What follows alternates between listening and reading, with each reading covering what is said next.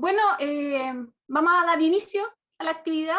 Ya veo a estas personas ya en el seminario, así que los voy a saludar. Muy buenos días a todos, ¿no es cierto? Para los que no me conocen, mi nombre es Nelia Campos, soy académica del Departamento de Economía. Y junto a la profesora Paula Riquelme les estamos dando la más cordial bienvenida a todas y todos los presentes, especialmente a nuestros estudiantes, a quienes va dirigida principalmente esta actividad académica. Saludos a nuestros invitados, ¿no es cierto? Al señor Enrique Orellana, que va a ser nuestro expositor. Saludos a nuestra autoridad académica, secretario académico Claudio Nostroza, y a un profesor de nuestra facultad, el doctor Orlando Llano, ¿no es cierto?, quien en nombre o en representación de las autoridades de nuestra Facultad de Ciencias Económicas y Administrativas les dirigirá unas palabras de bienvenida. Adelante, Orlando. Gracias, Nelia. Bueno, en nombre de la facultad, primero que todo quiero saludar a nuestro invitado, al señor Enrique Orellana, gerente de Estrategia y Comunicación de Política Monetaria del Banco Central. Muchas gracias, Enrique, por aceptar nuestra invitación y acompañarnos en esta actividad. Enrique va a exponer sobre el rol y las funciones del Banco Central. Y qué duda cabe hoy de la importancia que esta entidad juega en la institucionalidad económica de nuestro país. El Banco Central de Chile ha sido por años sinónimo de profesionalismo, responsabilidad y conocimiento técnico al servicio del desarrollo de nuestro país. Es reconocido entre los mejores bancos centrales del mundo y comparado con bancos centrales de países desarrollados como Australia, Nueva Zelanda, Canadá, Reino Unido, entre otros. Hoy día, cuando enfrentamos en nuestro país mayores niveles de incertidumbre y presiones inflacionarias que vienen desde distintas fuentes, su misión se hace todavía más relevante. En este contexto, nuestra facultad organiza esta actividad para contribuir en el proceso formativo de nuestros estudiantes.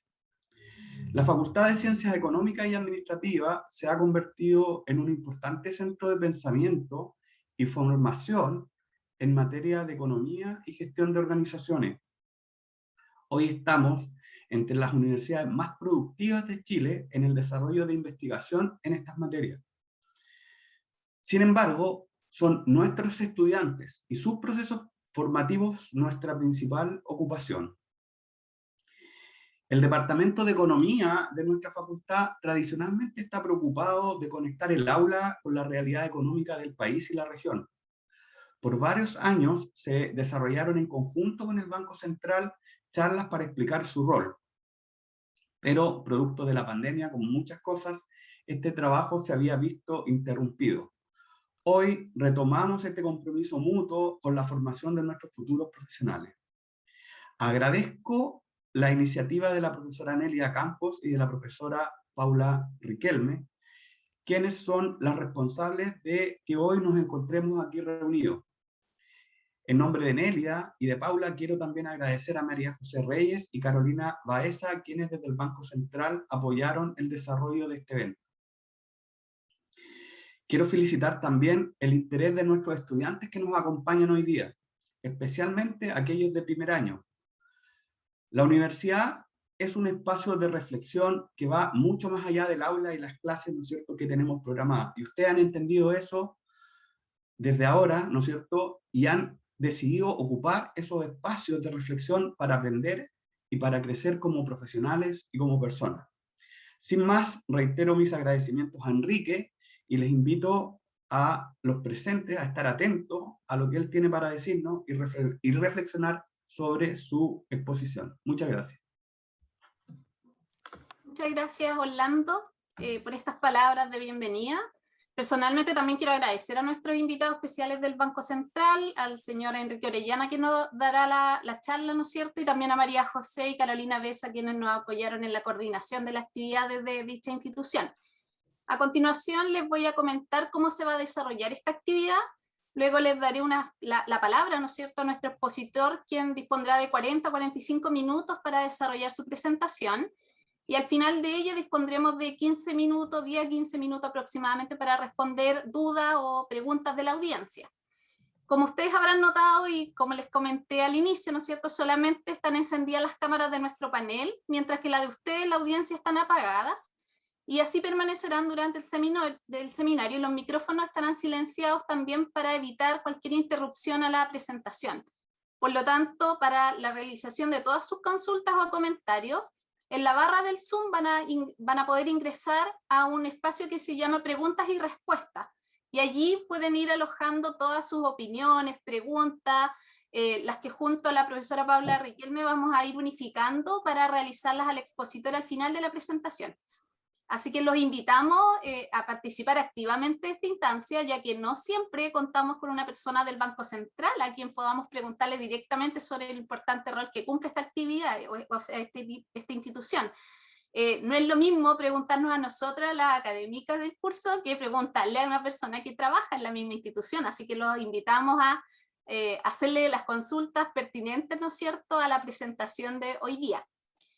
Finalmente, hacia el final de la exposición, también les vamos a compartir por el chat del encuentro una breve encuesta que necesitamos que respondan para saber su opinión sobre la actividad y así tener el feedback de nuestros estudiantes y los espectadores en general, ¿no es cierto?, para la realización de futuras iniciativas como esta. Entonces, sin más preámbulos, voy a presentarles al expositor. Nos acompaña el señor Enrique Orellana, quien es ingeniero comercial de profesión, con mención en Economía en la Universidad de Santiago de Chile. Cuenta con una experiencia de cerca de 20 años en el Banco Central, donde actualmente ocupa el cargo de gerente de estrategia y comunicación de política monetaria desde el año 2009. A su vez, y desde el 2007 fue nombrado por el Consejo como secretario ejecutivo del Gabinete de la Presidencia, y desde el cual es responsable, entre otros, de la coordinación de las sesiones de preconsejo y de los flujos de información desde las distintas divisiones del banco hacia el Consejo.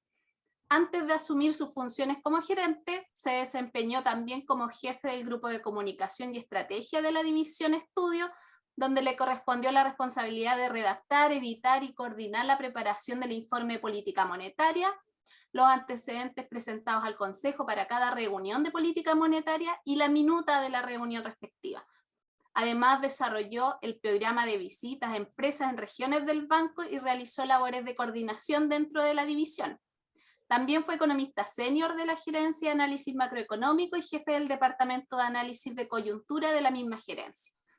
Ha participado en la elaboración de diversas publicaciones sobre metodologías de cálculo de la inflación subyacente y medición de efectos de cambio en precios específicos sobre la inflación. Además, ha asistido a numerosos seminarios y cursos sobre temas macroeconómicos, monetarios y cambiarios en distintas entidades como el Banco Central Europeo, el Banco de España y el Fondo Monetario Internacional. Nuevamente agradezco en nombre de toda nuestra comunidad el poder contar con su presencia y que haya podido destinar parte de su agenda a compartir lo que hace el Banco Central con nuestros estudiantes, quienes son principalmente estudiantes de primer año y que están teniendo sus primeros acercamientos al mundo de la economía en términos académicos. Dejo con ustedes ahora al señor Enrique Orellana. Hola, muchas gracias Nelia y a Orlando también por sus palabras. Primero, darle los buenos días a todas y a todos los presentes en la actividad. Por supuesto, agradecerle el espacio que nos entrega para poder mostrarles lo que hacemos en el banco y poder contarles de alguna forma nuestro trabajo y nuestras principales funciones. Permítanme un minuto para poder compartir la presentación. Perfecto, espero que todos estén viendo mi presentación. Lo que voy a hacer ahora es mostrarles una PPT que básicamente lo que hace es que describe las principales funciones del banco, tiene un repaso relativamente rápido respecto de lo que ha sido la historia inflacionaria chilena, que es una parte bastante importante de lo que uno necesita comprender para saber el porqué del Banco Central que hoy tenemos en Chile. ¿Por qué las funciones que tiene el banco? ¿Por qué el tipo de institución autónoma del Estado que es el banco? ¿Cómo llegamos o cómo tuvimos una historia económica durante el siglo pasado que nos hizo básicamente llegar a tener un banco central con las características del banco central que tenemos hoy? Y además de eso, más hacia el final, lo que les voy a mostrar es cómo nosotros básicamente hacemos la política monetaria dentro del banco, cosa que para un estudiante de ingeniería comercial o para cualquier persona que se dedique, digamos, al tema de los negocios, va a ser probablemente parte de su vida diaria en el futuro. Entonces, probablemente es bastante, digamos, importante que uno vaya metiéndose en estos temas. Entonces, déjenme partir por esta lámina, que básicamente lo que muestra, bueno, no sé si cuántos conocerán la sede del banco en Santiago.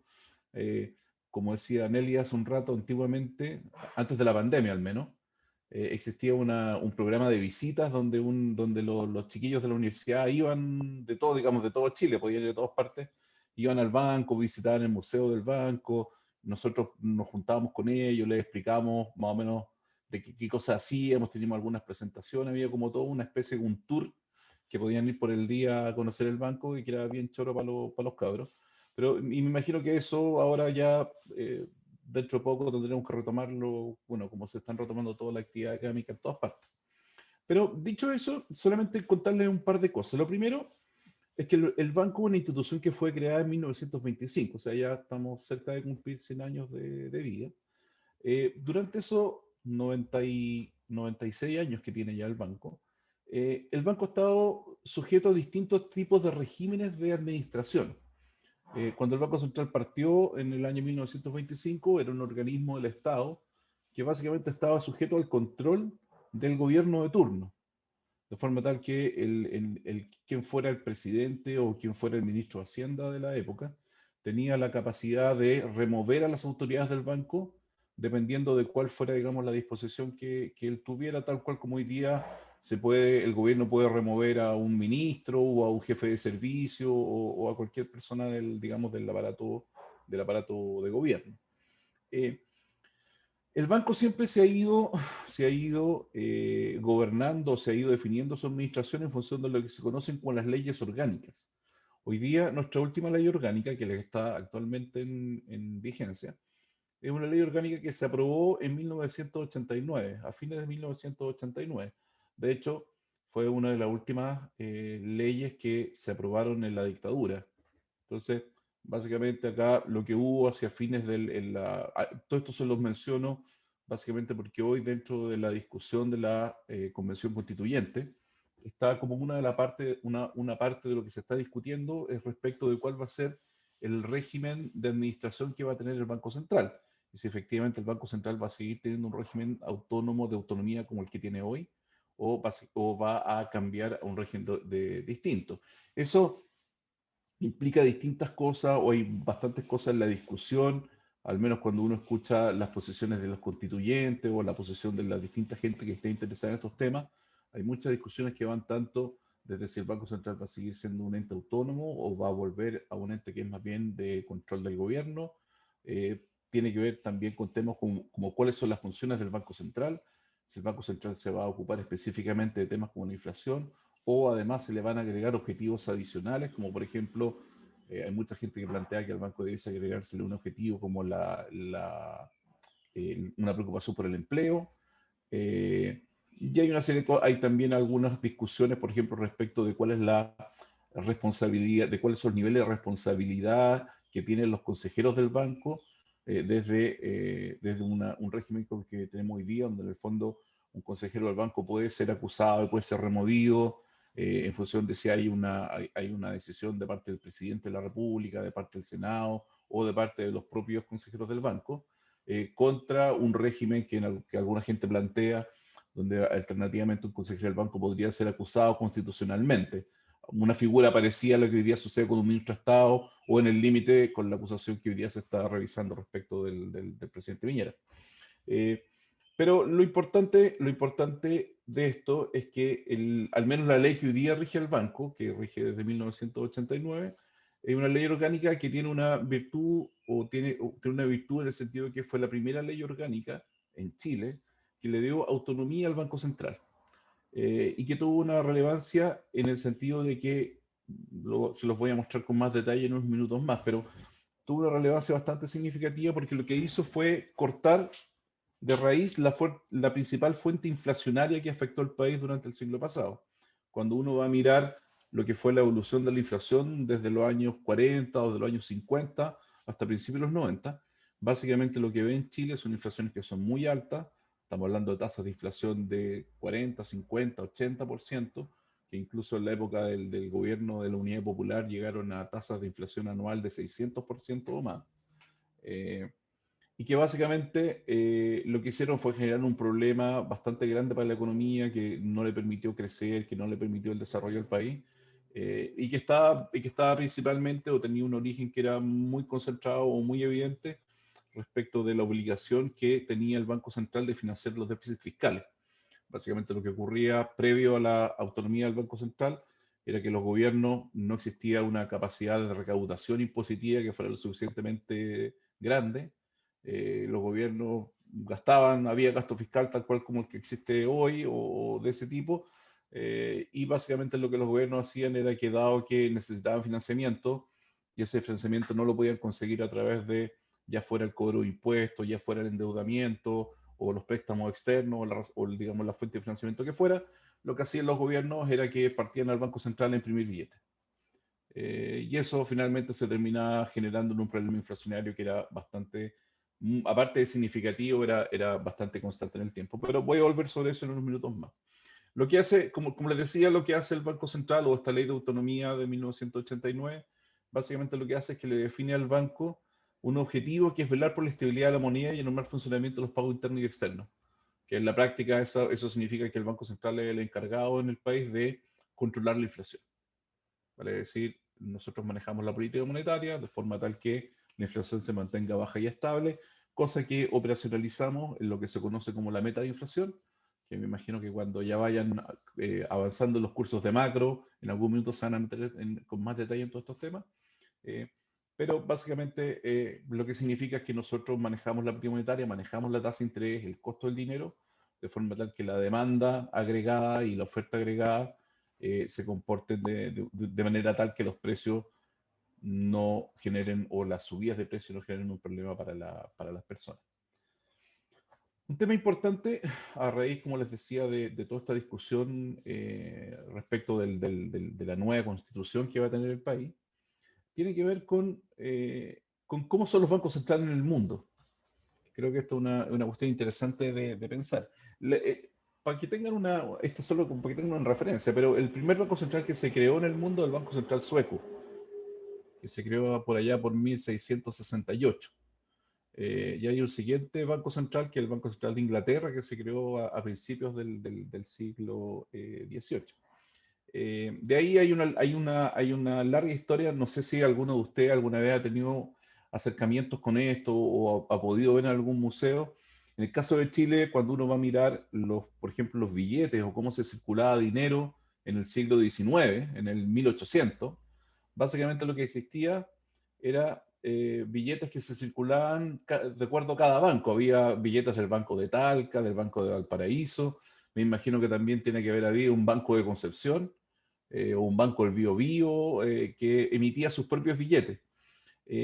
Pero eso tenía detrás un sistema de monetario que era lo que se conocía como el patrón oro, donde básicamente cada vez que se emitía un billete, ese billete tenía detrás un respaldo real, que era que uno podía ir a un banco con ese papel y cambiarlo por oro. Y el banco estaba obligado a entregarle físicamente el oro a uno.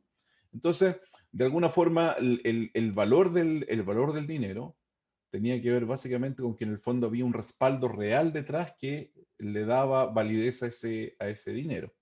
En la medida que el tamaño de la economía fue creciendo con el paso de las décadas y de los siglos, y en la medida, y especialmente después de la Primera Guerra Mundial, cuando el valor de la libra esterlina se perdió, incluso después de la crisis financiera de 1929, cuando el patrón oro murió, básicamente lo que uno comenzó a ver es una economía donde el tamaño de la economía crecía a tal ritmo que las reservas de oro que existían en el mundo no eran capaces de solventar el tamaño de los activos que se iban generando. Y lo que fue pasando con el curso del tiempo es que se cayó en la necesidad de que tenía que existir una forma distinta de poder controlar la cantidad de dinero en la economía.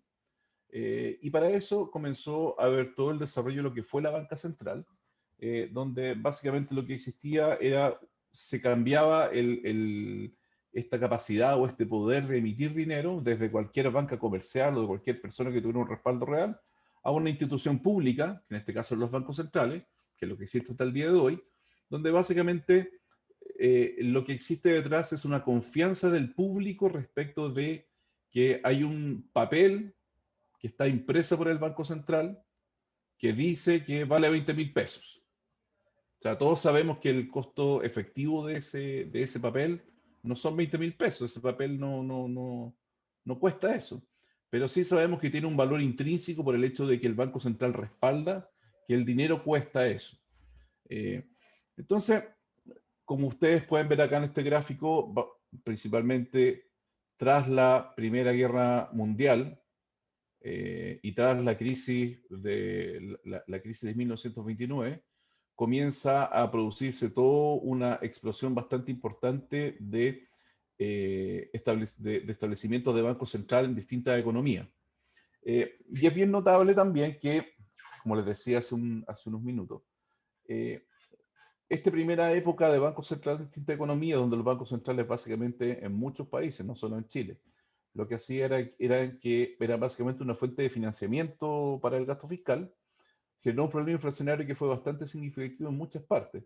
Y es así como a partir de fines de los 60, comienzos de los 70, comienza a producirse una explosión también bastante grande de bancos centrales autónomos alrededor del mundo. Entonces, una de las características significativas que ha tenido el proceso o el proceso económico durante los últimos 30 o 40 años en el mundo,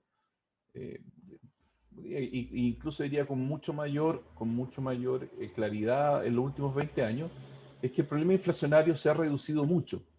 Cuando uno va a mirar lo que son las publicaciones económicas o lo que son los papers, o va a mirar datos de lo que era la economía en los 70, la economía en los 80, no solo en Chile, sino a nivel mundial, el problema de la inflación era un problema bastante constante, había niveles de inflación mucho más elevados, mucho más inestables alrededor de distintas economías. Y en la medida que los bancos centrales se fueron volviendo autónomos y se fue aislando este problema del financiamiento del gasto fiscal, llegamos a momentos como lo que existen hoy o lo que han existido a lo largo durante todo este siglo, las últimas 2 décadas, donde básicamente la inflación se ha vuelto un problema mucho más controlable.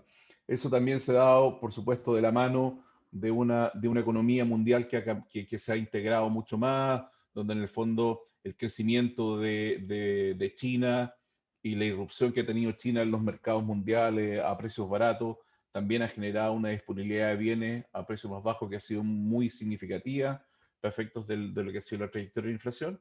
Pero en general, hoy en día, al menos me imagino que la mayoría de los que están conectados acá está viendo esto, nacieron en este siglo. Me imagino que el problema inflacionario probablemente hasta el día de hoy no lo percibían mucho. Hoy día la gente tiene mucho más presente el tema de la inflación porque es una cuestión que está muy en la discusión pública a raíz, bueno, de todo lo que está pasando, de todas las acciones que ha tomado el banco. Pero previo a eso probablemente la gente había un poco perdido la relevancia del tema inflacionario. Pero como les digo, es importante tener presente para efectos de la discusión que tenemos hoy día que la forma de gobierno, por así decirlo, que tiene el Banco Central chileno es una forma de gobierno que la verdad no es muy distinta de la que tiene la mayor parte de los países en el mundo. Por supuesto, no me voy a detener más bien como las cosas más específicas, pero así como los bancos centrales tienen una particularidad bien grande, que es que no hay más de un banco central por país. Entonces, cuando uno trata de comparar los bancos centrales, tiene que empezar a comparar bancos centrales con bancos centrales de otros países, y de país a país hay bastantes diferenciaciones respecto de cómo son las constituciones, cómo son los formatos de gobierno, cuáles son los acuerdos políticos, y eso significa, por lo tanto, que las especificidades de esa autonomía son bien distintas. En algunos países que tienen ciertas formas de control, en algunos países tienen otro tipo de objetivos, pero si hay algo que todos los bancos centrales en todo el mundo, o casi todos los bancos centrales en todo el mundo comparten, es que los bancos centrales son los encargados de mantener la inflación a raya y que los bancos centrales son autónomos. Y ese diría que más o menos como lo que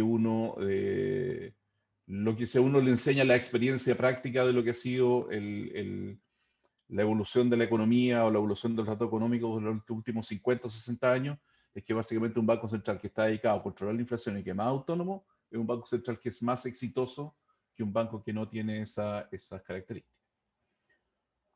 Déjenme ahora mostrarle algunas particularidades de nuestro banco. Lo primero es que en el banco trabajamos alrededor de 700 personas. Aquí estábamos organizados, en el banco hay si no me engaña la memoria, creo que son alrededor de 9 o 10 divisiones o subgrupos donde está dividido el banco, que tienen que ver tanto desde gente que opera en el mercado financiero, gente que tiene que ver con temas de estabilidad financiera, regulación, está la gente que trabaja en la división de política monetaria, que es donde trabajo yo, y hay también gente de áreas de operación, qué sé yo, la gente que trabaja en recursos humanos, en informática, una estructura estándar de una empresa donde al final del día trabajamos 700 personas. Como les decía, cuando uno compara el tamaño del Banco Central chileno en términos de la cantidad de gente que trabaja en el banco, con lo que es el tamaño de los bancos centrales en otros países, somos un banco central relativamente pequeño. O sea, no, los bancos centrales en general tienden a tener bastante más personal del que tenemos nosotros. Orlando creo que mencionaba en algún minuto, el banco en general está bastante bien rankeado dentro de distintas evaluaciones que se hacen respecto de eficiencia o respecto de cumplimiento de objetivos, respecto de transparencia, comunicación y una serie de cosas. Estamos dentro, yo diría que dentro de América Latina deberíamos ser el banco mejor rankeado, yo creo que bastante por lejos. Y a nivel global deberíamos estar en una posición relativamente alta. Ahora, para efectos prácticos, probablemente lo que la gente más conoce del banco es el Consejo del Banco.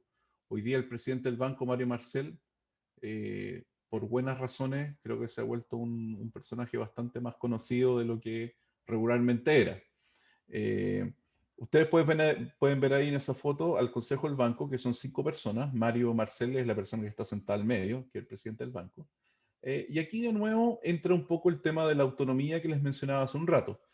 El Consejo del Banco son estas 5 personas que tienen la característica que son personas que son nombradas por un periodo de 10 años. Cada una de estas personas es propuesta por el presidente de la República, quien quiera que sea presidente de la República, y después de eso debe pasar por una aprobación del Senado. Después de que eso sucede, cada una de estas personas ejerce su cargo por 10 años, lo que significa que en el actual esquema político que tenemos en Chile, donde la presidencia dura 4, la presidencia de la República dura 4, cualquiera de estas personas está al menos 2 gobiernos en su cargo. Esa es una cuestión que es bien importante porque de alguna u otra forma protege al consejero respecto a los movimientos digamos, de la cuestión más política de corto plazo. Entonces, eso de alguna forma va en la dirección de que las decisiones que se toman dentro del banco sean decisiones que estén un poco aisladas digamos, del ciclo político de más corto plazo. Ahora, otro punto interesante de esto es que independientemente de este nombramiento que les decía que se hace por 10 años, uno de los consejeros es nombrado presidente del banco directamente por el presidente de la República. Este nombramiento no necesita un acuerdo con el Senado, y fue lo que sucedió hace una semana atrás, creo que a esta altura ya hace como un mes o menos de un mes, porque a Mario Marcel, ahora a comienzos de diciembre finalizaba su periodo como presidente del banco y debía elegirse el nuevo presidente del banco. Y el presidente Piñera decidió mantener a Mario como presidente por 5 años más, o 4 años más en este caso, que es el periodo que a él le resta como consejero. No es la primera vez que se reelige a una persona como presidente del banco, esto ya ocurrió a principios del año 2000, pero sí es una decisión bastante significativa, digamos, dada la coyuntura económica que está pasando en el país. Ahora, el consejo o estos señores que le mostraba recién tienen una particularidad que en el fondo son básicamente funcionan como un consejo directivo de una empresa. Se toman tanto decisiones, ellos son los encargados de tomar decisiones del banco a todo nivel, tanto desde cosas administrativas, decisiones de gasto, presupuestarias y una serie de cosas. Pero probablemente el punto más importante de su trabajo es todo lo que tiene que ver con las decisiones de política monetaria. Entonces, estos señores cuentan con un equipo de asesores entre los que estoy yo, que somos alrededor de 80 personas que trabajamos en la División de Política Monetaria. Nosotros somos, la mayor parte de los que trabajamos en la División de Política Monetaria, somos todos economistas, y nos dedicamos a un montón de cosas distintas. Hay gente que se dedica a correr modelos, escribir papers y hacer toda esa clase de cosas. Hay gente que se dedica a seguir los datos de la economía mundial, gente que se dedica a seguir los datos de la economía nacional. En mi caso particular, nosotros hacemos más bien la parte de comunicación. Nosotros somos los que escribimos los informes, hablamos con la gente fuera del banco, tratamos como un poco de tomar la temperatura de lo que está pasando fuera y ver cómo traducimos eso para entender lo que está, cómo se vienen las proyecciones y qué es lo que está pasando con la economía. Y entre todo este grupo que trabajamos en la división de política monetaria, básicamente nuestro trabajo es que tenemos que darle una recomendación, hacer un análisis de qué es lo que está pasando en la economía, hacer nuestra mejor proyección que podamos y luego de eso darle una recomendación al Consejo sobre qué hacer con las tasas de interés. Y por supuesto someternos a un duro escrutinio de nuestras proyecciones y nuestro análisis. Ahora, esas proyecciones, esos análisis lo que hacen es que en el fondo, y esto es una cuestión que a veces puede ser compleja de entender, pero es importante tenerla presente sobre todo hoy, que es que la política monetaria tiene la particularidad de que no es una política que tenga un efecto inmediato en la economía. En el fondo, cada vez que uno mueve la tasa de interés, lo que hace es que ese movimiento de la tasa de interés se va transmitiendo a la tasa de interés que el banco recibe, luego el banco le cobra a las personas y a las empresas una tasa de interés distinta, o le paga una tasa de interés distinta por sus depósitos. A su vez, las empresas y las personas van tomando decisiones de qué consumir, de qué invertir, de qué ahorrar en función de eso, y eso a su vez se traspasa a la demanda y se traspasa a los precios. Ahora, dado todo este ciclo que les digo, que les estoy contando, las decisiones de política monetaria no son algo que tenga un efecto inmediato, sino que más bien es un efecto que se va haciendo patente a través del tiempo. Y en general lo que nos muestran las estimaciones que nosotros hacemos, las estimaciones que se han hecho en distintos países, es que un movimiento de la tasa de interés se pasa completamente a la economía y por supuesto a la inflación en un periodo más o menos de 2 años. Por lo tanto, en el fondo, lo razonable para poder tener un esquema de política monetaria que sea lo suficientemente amigable y suficientemente efectivo en la economía es que sea una meta de inflación a 2 años plazo. Nosotros hoy tenemos una meta de inflación de 3%, donde hacemos todos los días lo posible para que la inflación sea 3% dentro de 2 años. Ustedes se preguntarán hoy día, bueno, hoy día la inflación es 6%, o al menos el último dato que tenemos, o el dato que supimos el lunes pasado. Entonces, bueno, eso significa que el Banco Central no hizo la pega o no está haciendo la pega. Y el punto que tiene que ver ahí básicamente, o lo que uno tiene que tener presente ahí, es que en el fondo la inflación que tenemos hoy, o la inflación que tenemos cualquier mes en particular, tiene una serie de factores que la explican, que van más allá de lo que necesariamente tiene que ver con la evolución particular de la economía. Voy a poner un ejemplo bien sencillo, pero si hay un mes que tenemos una tremenda lluvia y esa lluvia mata todas las plantas de tomate, al mes siguiente no van a haber tomates. Y el precio de los tomates se va, no sé, va a subir 20 veces. Y vamos a tener un tremendo shock de inflación porque subieron los precios de los tomates. Entonces, si el Banco Central tuviese una función de reacción o reaccionara de forma tal que necesita que cada vez que la inflación subió, inmediatamente baje, significaría que el Banco Central tendría que responder ante la subida de los precios de los tomates o ante la subida de los precios de las lechugas o de lo que fuera.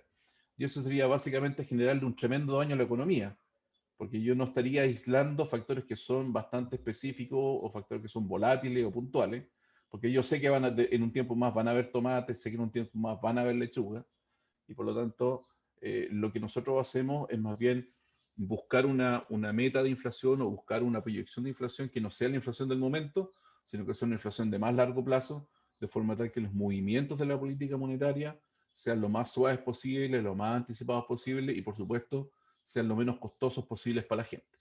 Entonces, creo que es un tema bastante interesante. Hoy día tenemos una inflación que es mayor que 3%, tenemos una inflación de 6%, pero si uno hiciera, si yo les mostrara acá, no lo voy a hacer, pero si les mostrara componente por componente las cosas que están determinando ese nivel específico.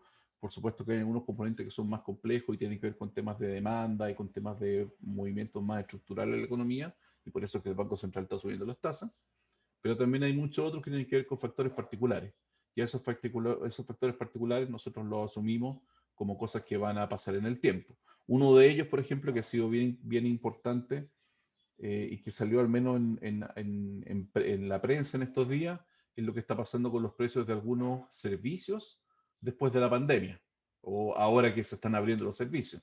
Por ejemplo, hay un factor que fue muy importante en la inflación de octubre, que fue el precio de los paquetes turísticos, que subió, no me acuerdo la cifra exacta, pero subió algo así como 50%. Y eso ocurrió básicamente porque en el fondo probablemente, hoy día la sospecha que uno tiene es que en el fondo probablemente hoy día la gente está demandando mucho servicios turísticos, quiere viajar, después de estar encerrado un año y medio, todos queremos salir digamos, a recrearnos un rato. Y dadas las restricciones, ya sea por aforo, ya sea porque todavía no llegan suficientes aviones, o lo que sea, hay una oferta que está relativamente contenida. Entonces eso, por supuesto, es una demanda muy grande, una oferta que no crece mucho, los precios suben y por lo tanto eso es lo que ha explicado un poquito esa inflación más alta. Ahora, la pregunta es si uno debiese reaccionar a algo como eso o no. Y al menos creo yo la primera respuesta es que no, simplemente porque en algún minuto la oferta se va a comenzar a regularizar en la medida que todo el tema de la pandemia ya vaya causándose de forma correcta. Ahora, sí, súper importante en esto es que para que una política monetaria sea efectiva, uno de los principales factores es que las decisiones sean comprendidas y aceptadas por la gente. Porque acá, como les decía hace un rato, lo que nosotros hacemos es pensar en una inflación que es a 2 años plazo, no en la inflación de hoy. Y por lo tanto, a nosotros nos importa mucho lo que la gente forma como expectativas de inflación en adelante. Entonces, ¿de qué se trata esto? De que en el fondo, básicamente, cuando hoy podemos estar viendo una inflación alta, hoy podemos estar preocupados del fenómeno inflacionario, pero que todos ustedes tengan la certeza y la tranquilidad de que el Banco Central está haciendo o tomando las acciones necesarias para que dentro de un tiempo el problema inflacionario ya no lo sea tal. Cuando eso no ocurre, cuando la gente comienza a pensar que como que ya esto se viene y nunca más se va a pasar, ustedes comienzan a tomar decisiones pensando en otras cosas. Y cuando la gente comienza a tomar decisiones pensando que la inflación es más alta, protegiéndose de la inflación o buscando otro tipo de activos, lo que sucede es como casi profecía autocumplida. La gente comienza a pensar que algo va a pasar y eso termina pasando simplemente porque uno toma acciones que son coherentes con ese hecho. Es como cuando uno dice, me va a ir mal en la prueba, me va a ir mal en la prueba, me va a ir mal en la prueba, fijo que te va mal en la prueba. Entonces, es súper importante para nosotros que la gente entienda lo que hacemos, que se informe de lo que hacemos, y por lo tanto lo que el banco hace y lo que ha hecho durante los últimos 20 años es un esfuerzo comunicacional bien significativo en términos de transparencia y en términos de comunicación. O sea, si ustedes se dan el tiempo de entrar a la página web del banco, hay un montón de información respecto a lo que el banco ha hecho. En los últimos años, además de eso, hemos desarrollado una serie de productos que tienen que ver más bien con ir acercándonos a públicos menos especializados. Hoy día cuando nosotros muchas de las cosas que producimos en términos comunicacionales son cosas que están orientadas hacia la gente que trabaja en las mesas de dinero, los académicos, gente que entiende conceptos económicos, pero probablemente son más difíciles de llegar, ya sea porque no es tanto el interés o ya sea porque los términos económicos a veces no son tan sencillos de explicar o de bajar. La gente, digamos, más común le cuesta más entender esto, o es más difícil de entender, o incluso derechamente es más aburrido. Entonces, lo que estamos haciendo hoy día es tratando de reducir la dificultad de esto de forma tal que tengamos un acercamiento a que la gente, digamos, una mayor cantidad de gente pueda comprender lo que el banco hace y las razones de las decisiones que el banco toma. Entonces, dicho eso, déjenme pasar ahora a una segunda parte que es por qué es importante el control de la inflación. Aquí voy a tratar de ser relativamente breve, pero hay una primera cosa que es súper importante de entender, que es la diferencia entre lo que es la inflación y el costo de la vida. Yo creo que algo que no siempre es tan simple de comprender. No sé cuál será la situación de todos los que están en este seminario, pero muchas veces cuando uno piensa en el costo de la vida o cuando uno piensa en la inflación, piensa en lo que sube el pan, lo que suben los tomates, lo que sube la lechuga, lo que sube el gas licuado, o el precio del pasaje de la micro, o qué sé yo, o las cosas que consumirán ustedes, que no sé, será, digamos, algunas cosas de ocio, qué sé yo. Cuando nosotros pensamos en la inflación, lo que pensamos es lo que se conoce como el índice de precio del consumidor, que es el IPC. El IPC, para dejarlo claro, es un índice que se construye en función de una encuesta que se toma cada 5 años.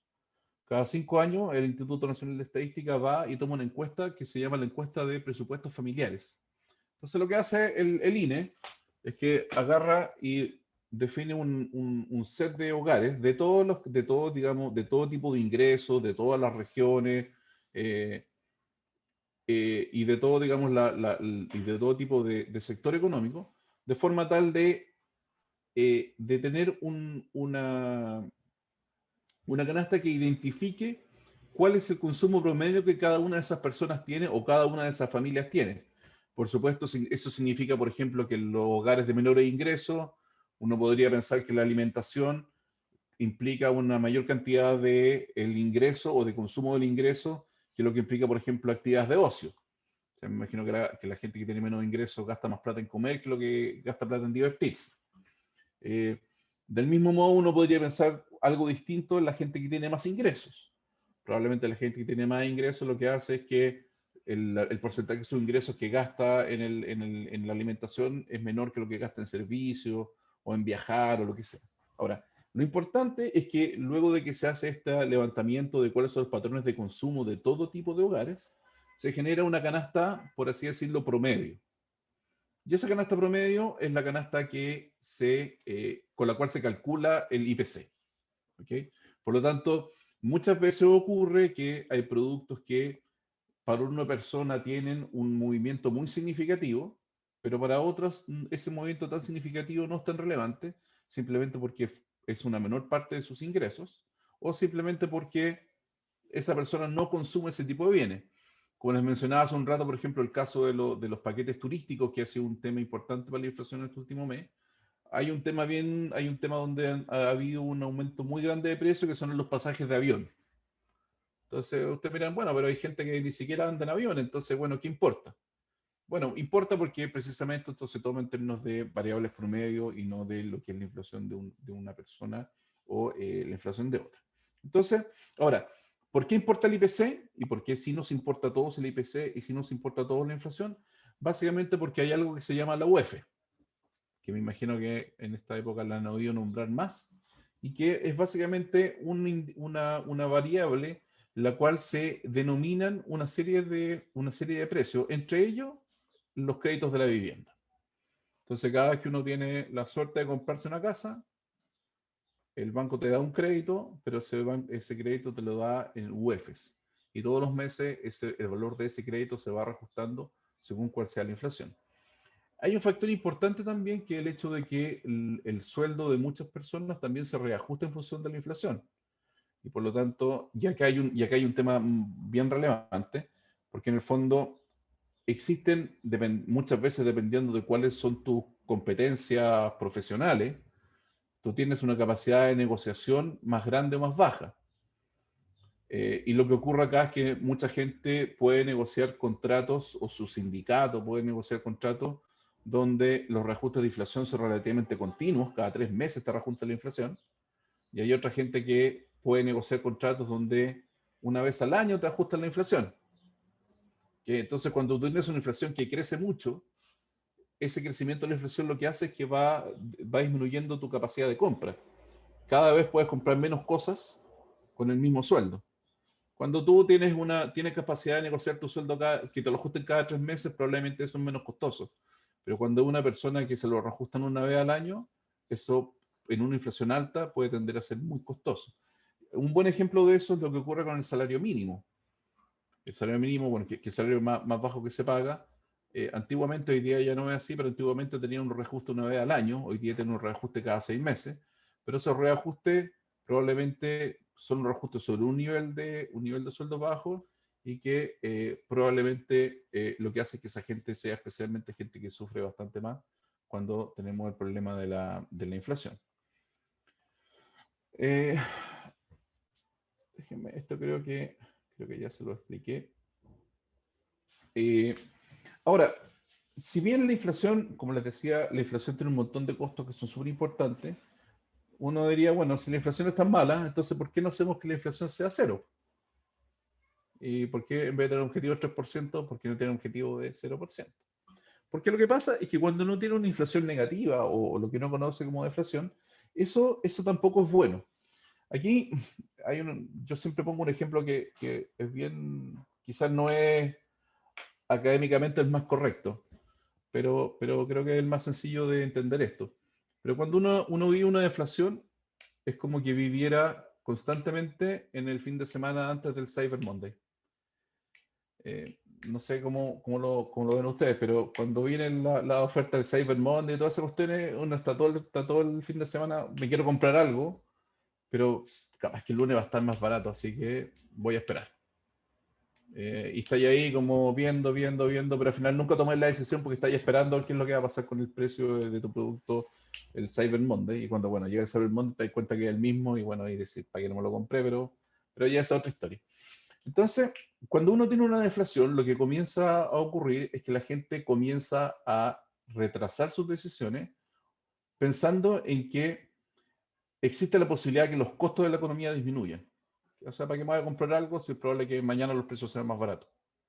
Y eso es lo que termina haciendo, es que termina estancando la economía. O sea, las personas no consumen, las empresas no invierten, y por lo tanto uno necesita que la economía tenga niveles de inflación, por supuesto, estables, controlados, como la meta de 3% que tenemos nosotros. Pero la economía tiene que tener inflación de forma tal que la economía se vaya moviendo y los precios se vayan moviendo. Una inflación alta e inestable es muy mala, una inflación cero o negativa también lo es. Entonces, de ahí una cuestión importante que tener presente. Déjenme mostrarle ahora un poco de la historia inflacionaria de Chile. Esta lámina básicamente lo que hace es mostrar una línea de tiempo de cómo ha sido la historia de la economía o la historia inflacionaria de la economía desde 1950 hacia adelante. En Chile en general, para que ustedes tengan una idea, posterior a la Gran Depresión de 1929, Chile fue una de las economías que tardó más en recuperarse de la Gran Depresión porque fue una de las últimas economías que salió del patrón oro. De hecho, las últimas grandes deflaciones que la economía chilena tuvo fueron posterior a la crisis de 1929. Luego de eso se pasó a un sistema, como les decía, ya para esa época había un Banco Central autónomo, pero ya a partir de la década de los 40, a partir de la década de los 50, comenzó a haber un problema inflacionario bastante sostenido en la economía chilena. De hecho, me imagino que dentro de la malla en algún momento van a tener un curso de historia económica. Y hay una cosa que es bien significativa de la historia económica, que es que cuando uno va a mirar los programas de gobierno desde 1950 en adelante, estamos hablando de Alessandri o de Ibáñez del Campo en adelante, básicamente las grandes medidas económicas que todos los programas tenían era el control de la inflación y el control de los salarios. Porque digamos, donde le apretaba el zapato al elector, donde le apretaba el zapato a la gente, era que tenías una inflación muy grande que lo que hacía era que afectaba mucho los salarios de la gente o la capacidad de compra de la gente. Entonces todos los candidatos lo que hacían era que te ofrecían controlar la inflación y te ofrecían mejorar los salarios. Y ese era como el gran gancho de voto que había en esas décadas. Ahora, lo interesante de eso es que hasta ese minuto, y como les decía hace un rato, hasta fines de los 80 no fue así, en toda esa época el Banco Central era un organismo que era dependiente del gobierno. Por lo tanto, el presidente del Banco Central o la formación del directorio del Banco Central o como fuera la conformación del Banco Central era definida por el gobierno y podía ser cambiada por el gobierno a su simple gusto. De hecho, hasta 1989, el Banco Central tuvo otras 4 leyes orgánicas donde se le asignaron distintos tipos de funciones al Banco Central. hubo una ley orgánica a mitad de los 60, que fue la que estuvo en vigencia en el gobierno de la Unidad Popular, que era una ley orgánica que además colocaba al Banco Central como un ente que entregaba crédito a empresas y a distintos sectores económicos. Lo cual generó un montón de problemas, básicamente porque en el fondo el Banco Central es un organismo que no tiene la capacidad de poder generar un análisis de riesgo tal que permita saber a quién les das crédito. O sea, al- la- mm, cuando uno le da crédito a una persona, una institución financiera le da crédito a una persona, no es simplemente el hecho de pasarle el dinero, sino que además tiene que haber un análisis de riesgo, cobertura y una serie de cosas que hagan que eso nos genere un problema financiero en la economía. Bueno, y en esa época había una serie de cosas que eran funciones del Banco Central y que generaban bastantes distorsiones en la economía. Pero en general, como les digo, aquí lo que uno ve son periodos bastante marcados en el sentido de que, como les decía hace un minuto, cada vez que un nuevo gobierno asumía, ese nuevo gobierno traía un plan de control inflacionario que tenía distintas características. Algunos fijaron el tipo de cambio, otros controlaron el gasto fiscal, otros pusieron unas bandas cambiarias, y así a todos tenían una receta nueva. Y esa receta nueva, probablemente cuando uno mira los datos, es una receta que los 2 o 3 primeros años de gobierno funcionaba, efectivamente la inflación bajaba, pero lo que ocurría después era que el gasto fiscal comenzaba a haber problemas porque el gasto fiscal ya no se podía financiar y por lo tanto lo que el gobierno turno hacía era que echaba a andar la máquina del Banco Central para financiar el gasto fiscal y terminaba todos los gobiernos con una inflación muchísimo más alta. El pic de eso, como les decía hace un rato, se los voy a mostrar luego, es lo que pasó en el gobierno de la Unidad Popular, donde la inflación tuvo un pic de 1000% y donde básicamente no hubo en ningún minuto una idea de hacer control del gasto fiscal. Eh, Ahora, después de eso viene la época de la dictadura a partir del año 73, donde hay un cambio bien radical en la forma de entender el tema de la inflación y el tema monetario.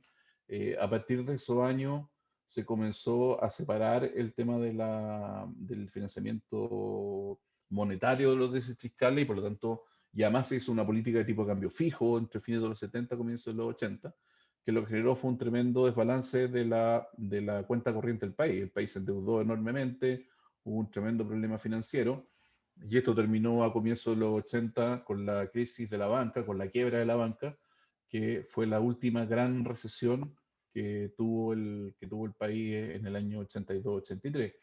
Para que lo tengan solo como referencia, en esa época hubo una pérdida de alrededor de 20% del PIB y tasas de desempleo, digamos, las cifras no oficiales que eran sobre 20% o 25%. Ahora, eso implicó que especialmente en la segunda mitad de los 80, desde el 82 hasta el 89, la inflación dejase de ser un problema para la economía, en términos prácticos, porque básicamente el problema era tratar de recuperar la pérdida de la crisis, tratar de recuperar la recesión. Eh, y uno volvió a épocas en las cuales la inflación era alta, era inestable, no tan alta como en los 70, no tan alta como en los 60, pero sí estamos hablando de inflaciones que variaban entre el 20, el 30, el 10, subían y bajaban, eran inflaciones bastante elevadas comparadas con lo que tenemos hoy, pero donde básicamente el control del problema inflacionario no era la primera prioridad de la economía, sino que era claramente recuperar la recesión de la crisis de la banca. Y después de eso viene el periodo de 1990 hasta hoy día, donde básicamente lo que hemos tenido ha sido un periodo de gran integración, ha habido mucha mayor disciplina fiscal. De hecho, la declaración de la autonomía del Banco Central permitió que ya no exista el financiamiento monetario de los déficits fiscales, y ha habido en general un episodio de mayor equilibrio de estabilidad macroeconómica, al menos hasta hace algún tiempo. Eso es lo que ha implicado, básicamente, es que cuando uno mira lo que son los datos, uno puede darse cuenta acá no, desafortunadamente no tengo el detalle año a año, pero uno se da cuenta, por ejemplo, que en los años 50 tenía tasas promedios de inflación anual de 38%, después tasa de inflación de 25%, en los 70 llegamos a tener tasa de inflación promedio de la década de 174%, como les decía hace un rato, con algunos pics de 1000% en algún minuto del año 73. Y luego, ya hacia la década de los 90 y bueno, lo que ha sido este siglo, inflaciones en promedio bastante más bajas.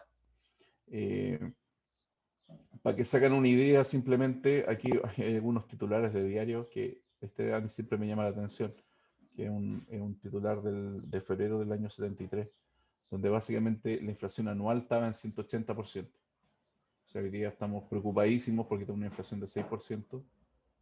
Imagínense lo que es tener en un mes, o que en un mes la alimentación te suba, como dice ahí el titular de abajo, 258%. O sea, digamos, vivir en un país así podría ser una cuestión bastante compleja. Ahora, hay una cuestión bien interesante de esto, es que como resultado de todo esto, no solo la inflación ha disminuido de forma importante, sino que también lo han hecho las tasas de interés, lo que ha permitido un desarrollo financiero de la economía que ha sido bien grande.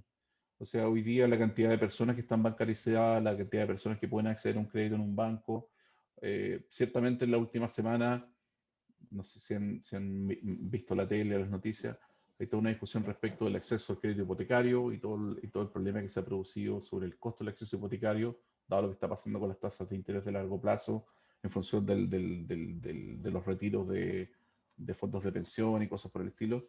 Pero en general, cuando uno compara, por ejemplo, cómo era una tasa de interés, estamos hablando de una tasa de interés a 90 días, o sea, un crédito que te pedís por una tarjeta de crédito.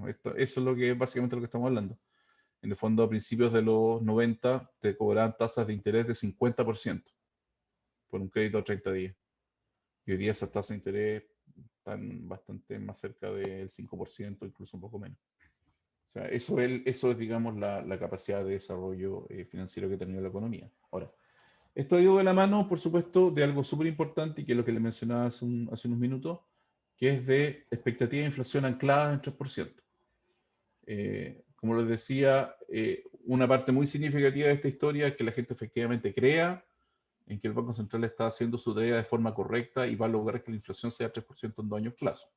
Este es un gráfico que muestra lo que ha sucedido con esto desde 2010 hasta ahora, donde básicamente ustedes pueden ver el 90% del tiempo la inflación, que es la línea naranja, ha estado en 3%, pero hoy día tenemos un problema, que es esta subida de acá, donde en el fondo básicamente lo que ha estado ocurriendo en el último tiempo ha hecho que la gente comience a tener algo más de duda respecto del cumplimiento de la inflación. Bueno, y el Banco Central hemos estado tomando todas las acciones necesarias para que eso se resuelva. Una cosa importante, sí, que creo que es importante no dejar pasar. Es bien importante tener presente que todo este periodo de control de la inflación que parte a principios de los 90 ha sido un periodo en que el desempeño económico ha sido bien destacado en Chile. Lo que muestra acá el gráfico a la izquierda es simplemente el nivel de PIB del país. Y si ustedes se fijan en el fondo hasta el año 90 o principios de los 90, cuando tenemos todo este periodo de inflación alta, inestable y esa serie de cosas, básicamente el crecimiento del ingreso, el crecimiento del PIB de la economía fue bastante débil, que es algo muy distinto cuando uno compara el periodo que viene post 1990. O sea, si uno mira los últimos 30 años de esto, con todas las críticas que uno puede hacer a lo que ha ocurrido, a los números, en el fondo, el hecho de que el tamaño de la economía se ha multiplicado muchas veces es algo que es bastante indiscutible. Y es bastante indiscutible que el desempeño de la economía ha sido muy distinto en los últimos 30 años de lo que fue en los 60 años anteriores. ¿Okay? Eso ha tenido también como correlato algo que es bien significativo, que es cómo ha cambiado la pobreza. En el fondo, probablemente acá los que somos un poco más senior, uno se acuerda cómo era ser pobre hace 30 años a cómo ser pobre hoy. Y por lo tanto eso es algo que tampoco uno puede dejar de lado. De hecho, lo que ha habido en los últimos años es que se ha creado este otro índice que es la pobreza multidimensional, que no solo considera pobreza en términos de ingresos, porque en verdad en términos de ingresos la pobreza es algo distinto o es bastante baja, sino que se consideran otros tipos de mediciones de la pobreza, que es la pobreza multidimensional, donde efectivamente esa pobreza es mayor de lo que tenemos, es mayor de lo que solamente la pobreza de ingresos. Desafortunadamente no tenemos indicadores de eso de hace 30 años como para saber cómo estábamos ahí hace 30 años. Pero claramente es un tema, todo este periodo de baja inflación, o todo este periodo posterior a los años 90 ha sido un periodo en el cual la economía ha crecido mucho, los ingresos han crecido mucho, la pobreza ha bajado mucho. Ahora, eso no quita que igualmente hemos tenido un problema significativo y que, o sea, no estoy diciendo ninguna novedad acá, que es el tema de la desigualdad. Que es que cuando uno mira los indicadores de desigualdad, que es lo que estamos mirando, el indicador estándar que se usa en economía, que es el indicador de Gini, que básicamente es un indicador que cuando el indicador está en 100, significa que somos absolutamente desiguales. Y cuando el indicador está en 0, o sea, está acá abajo, significa que todos somos absolutamente iguales. ¿Ok? Ahora, la gracia de estos indicadores es que en general la mayor parte de los países lo que hacen es que calculan indicadores de Gini, de desigualdad, antes de impuestos y después de impuestos. Entonces uno dice, mire, si yo voy y calculo todo lo que la gente tiene antes de cobrar el impuesto, el indicador de desigualdad es tanto. Y después cuando le meto todos los impuestos, le cobro impuestos a los que tienen más, les doy subsidio a los que tienen menos, y hago todo este reparto de lo que el Estado consigue, hago que la desigualdad baje a tanto, o que la gente sea más igual en tanto. Ahora, en Chile yo creo que eso es uno de los temas, que en el fondo el tema tributario no ha logrado reducir la desigualdad como si lo logra en otros países. Y hay un segundo tema que también es importante tenerlo presente. Cuando uno mira estos indicadores desde principios de los 90 hasta hoy, efectivamente la desigualdad se ha reducido. No es que seamos más desiguales de lo que éramos hace 30 años, somos menos desiguales, somos más iguales de lo que éramos hace 30 años, tenemos más ingresos y somos menos pobres. Pero claro, cuando efectivamente uno compara esto con países desarrollados, que es lo que está acá abajo, nos falta un montón de camino. Okay, pero creo que es importante tenerlo presente para efectos de cuando uno trata de dimensionar lo que ha pasado, también hay que tener presente, digamos, los números. Ahora, hay varias cosas aquí que son importantes. Creo que me queda poco tiempo ya, pero lo principal es que hay varias cosas que son significativas para entender por qué estos temas de desigualdad siguen siendo importantes. Y creo que hay varios temas de desafíos que la pandemia trae que hay que tenerlos presentes.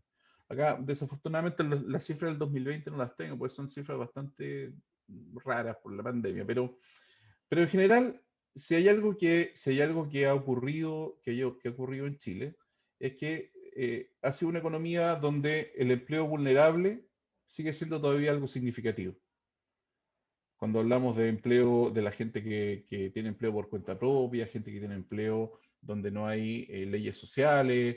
Hoy día tenemos todo un tema, por ejemplo, al menos yo que vivo acá en Santiago, con todo el tema del comercio informal y cuál es la protección que la gente que trabaja informalmente tiene. Ese es un tema que sigue siendo importante, por supuesto, cuando uno lo compara con otros países de América Latina. Somos un país que tiene un nivel de informalidad mucho más grande, pero sigue siendo un tema significativo. Y hay otro tema que es muy importante, que es el tema de la participación femenina en el empleo, donde, si bien estos datos están hasta 2019, cuando la participación femenina había aumentado bastante, lo que nos mostró la pandemia fue una caída muy grande de esa participación. Perdimos básicamente 10 años de participación. Y eso ha sido algo difícil de retomar por distintas razones, ya sea porque los colegios no están abiertos o no han estado completamente abiertos. Hay una serie de razones que hacen que esto sea difícil, pero uno de los desafíos grandes que yo creo que tiene la economía hacia el futuro es lograr que las mujeres participen o vuelvan a participar más del mercado laboral. Hay, por supuesto, hay toda una cuestión cultural que tenemos que la gente más joven creo que la tiene más presente y en el fondo trata de superarla más, pero a los más viejitos nos cuesta. Y la otra cosa que es bien importante, creo, es que en general en Chile los años de escolaridad han subido y han subido harto. Cuando uno mira los años de escolaridad promedio que teníamos a principios de los 90, teníamos una escolaridad promedio que era de 8 años, o sea, estamos básicamente hablando que el promedio de la gente cursaba hasta octavo básico. Y hoy día esa escolaridad promedio ha subido hasta casi 12, o sea, la mayor parte de la gente al menos termina el cuarto medio. Pero, sin embargo, eso no se ha traducido necesariamente, que es lo que muestra el gráfico de la derecha, en que la calidad de la educación sea mucho mejor. De hecho, ustedes, me imagino, en la universidad deben tener mucho más claros estos indicadores, pero al menos las pruebas que miden la calidad o la comprensión de la gente respecto de texto o las habilidades matemáticas siguen mostrando que en general tenemos una comprensión y tenemos habilidades matemáticas que son relativamente bajas cuando uno los compara con países de la OCDE y cosas por el estilo. Y hay un tema de calidad de la educación que en el fondo creo que no es menor y también creo que forma parte del diagnóstico de lo que uno hoy día. O sea, el hecho de que efectivamente uno se educa más, pero no necesariamente esa educación significa una mejor educación. Creo que hay un tema que es bien significativo. Voy a tratar de no tardarme más de 10 minutos en esto para poder dejar abierta la sesión para preguntas, pero déjenme mostrarle por último cuáles son las herramientas de transmisión de la política monetaria. Como les decía hace un rato, nosotros tenemos un sistema de meta de inflación a años plazo. Este gráfico acá básicamente lo que muestra es cómo se ha comportado la inflación desde 1990 en adelante, que es la línea verde, y cuál ha sido la meta de inflación, que es la línea, esa barra celeste. Y básicamente lo que uno ve acá es una inflación que cayó desde comienzos de los 90 a niveles de 30% hasta niveles de 3% a principios de los 2000, y de ahí ha oscilado básicamente en torno a eso, con esta subida que les mencionaba, que les comentaba hace un rato, ahora último. Ahora, para efectos prácticos, cuando nosotros tratamos de controlar la inflación o tratamos de hacer que la inflación sea baja y estable, lo que hacemos es que manejamos la TPM, la tasa de política monetaria. Cuando yo estudié, al menos que fue hace muchos años, cuando uno le enseñaban política monetaria, le enseñaban esta parte de controlar la inflación o controlar los precios, le decían que los bancos centrales controlaban la cantidad de dinero. Entonces uno hablaba de la cantidad de dinero y habían como dos variables, la típica historia de la ISLM. Uno mueve el gasto fiscal o mueve la cantidad de dinero.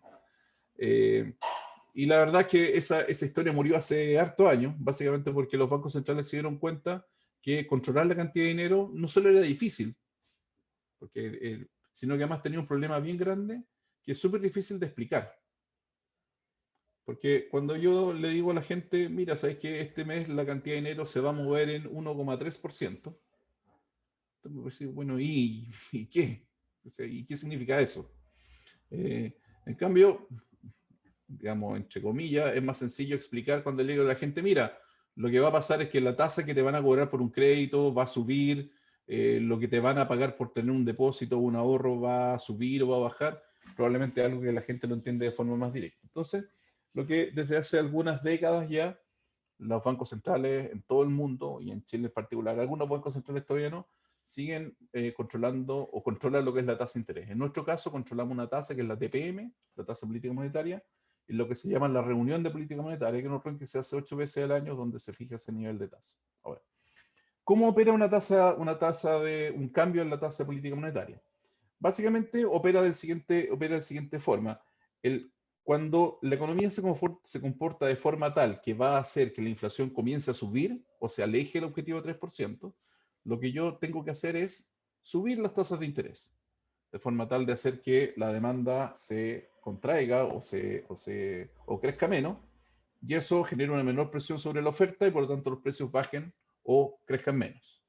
Al revés, cuando la economía comienza a ponerse floja, y yo veo que la demanda está creciendo muy poco, el consumo está creciendo muy poco, lo que hago es que bajo la tasa de interés, de forma tal que la gente tenga menos incentivos a ahorrar y más incentivos a gastar. O sea, si yo bajo la tasa de interés, a ti te va a salir más barato con pedir un crédito, o va a decir, mira, en verdad esta plata me están dando tan poco interés en el banco que mejor me la gasto. ¿Okay? Y ahí cuando eso sucede, la demanda crece, y por lo tanto los precios crecen, y la inflación vuelve a 3%. Esa es toda la lógica a través de esto. Si vemos que la inflación va a ir por sobre el objetivo de 3% a años plazo, porque la demanda está creciendo mucho, subo las tasas. Por el contrario, si veo que a 2 años plazo la inflación va a estar debajo del 3% porque la economía está muy floja, bajo las tasas. Hoy lo que estamos haciendo es ver una demanda que está creciendo mucho, porque dado toda la liquidez que está dando vuelta, la gente tiene bastantes recursos. Súmale a eso lo que han subido una serie de costos, porque ha subido el precio del petróleo, porque ha subido el precio del gas. Súmale a eso todo lo que está pasando con las cadenas de distribución en el mundo, porque post pandemia está siendo más difícil importar, no hay autos, no hay televisores, hay montones de cosas que uno no encuentra. Y por lo tanto lo que hay es que tengo una oferta que está bastante contenida, con una demanda que crece mucho. Y por lo tanto si no hago algo por eso, la inflación va a terminar siendo más del 3% en 2 años plazo. y eso explica que el banco esté subiendo las tasas. Ahora, como les decía, los cambios de la TPM se deciden en un evento que se llama la reunión de política monetaria. Porque de acá lo que les quiero contar simplemente, más allá de quién participa o no quién participa, hay un elemento de la autonomía del banco que es súper importante de acá, que es el hecho de que en todas estas reuniones donde se decide la tasa de interés, bueno, y en cualquier reunión donde se decide algo, el ministro de Hacienda tiene derecho a participar. Y el ministro de Hacienda tiene derecho de ir a la reunión y tiene derecho de dar su opinión y tiene derecho de sugerir lo que él cree que hay que hacer. Pero el ministro de Hacienda no tiene derecho a votar. ¿Okay? O sea, él puede decir, mire, yo creo que ustedes deben hacer ABC, y eventualmente eso no ha sucedido, pero nosotros podríamos decir, nosotros queremos hacer XYZ, así que lo siento. E incluso la ley le otorga al ministro el derecho de veto. Esta decisión que toma el Banco Central no me gusta, yo la voy a vetar. Pero ese veto tiene una vigencia de 14 días.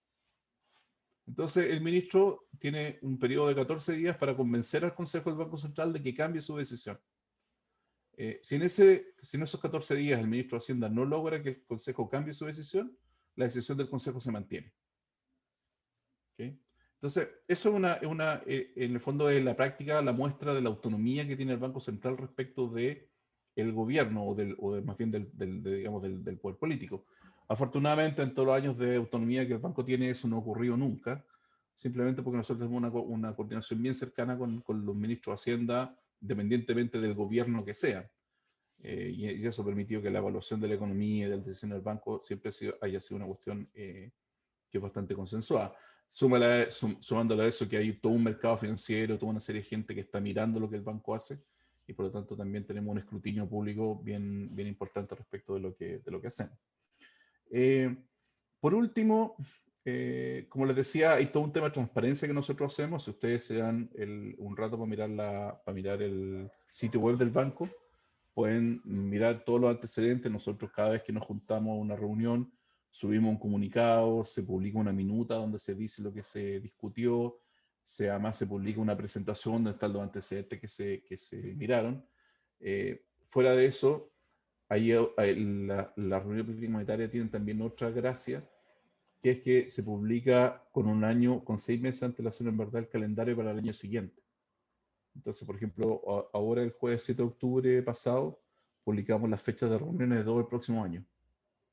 Entonces, esto es bien importante porque cuando uno se devuelve en la historia y mira como los bancos centrales de los 80, de los 90, los bancos centrales de los 80 y los 90 siempre ven como una imagen de unos tipos así como traje negro, camisa blanca, y que nadie sabía quiénes eran y estaban como escondidos y nunca nadie sabía a qué hora se juntaban, ni cuándo, ni dónde.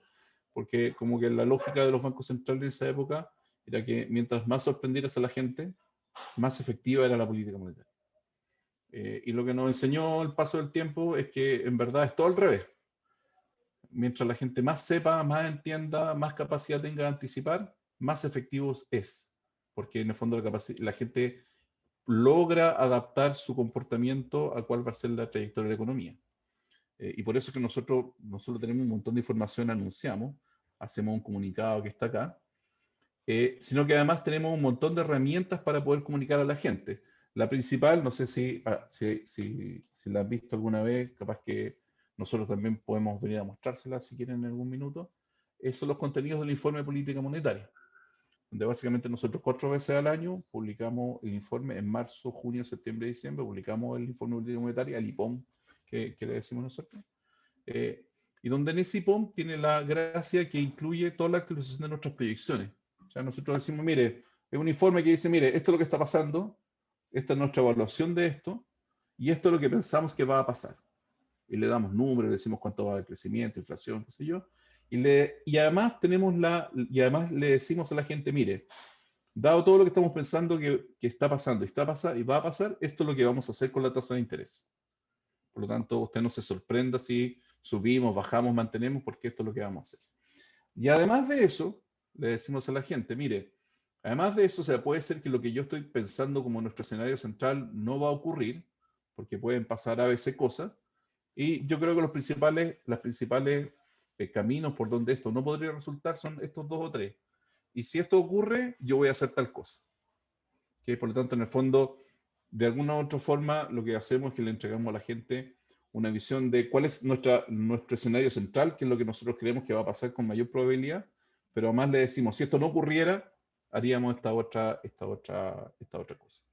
Aquí de nuevo, esto es lo que se lo mostré en el comienzo, estos son pantallazos del sitio. Si ustedes se meten acá, hay una serie de videos que pueden mirar de las presentaciones, pueden descargar toda la información de las cosas que se presentan, pueden descargar proyecciones, gráficos, minutas y una serie de cosas más. Y lo voy a dejar hasta acá para ya no extenderme más. Muchas gracias.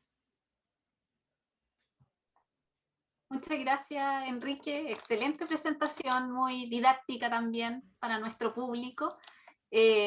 Ahora vamos a revisar, nos llegaron un par de preguntas, algunas de ellas se fueron respondiendo durante la presentación, así que le voy a pedir a Paula ahí que me ayude a ir revisando aquellas que no fueron incorporadas durante, o no se respondieron durante la presentación, así que ahí te pido, Paula, ayuda.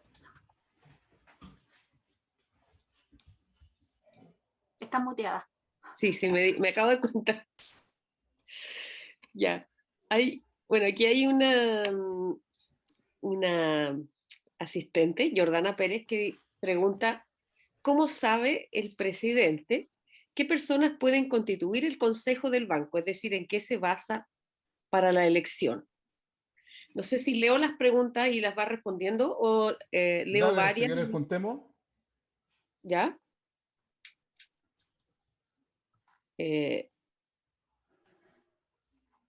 Maximiliano Moya pregunta, con su conocimiento y experiencia en economía, en su opinión, ¿es conveniente para la economía chilena un cuarto retiro de los fondos de las AFPs?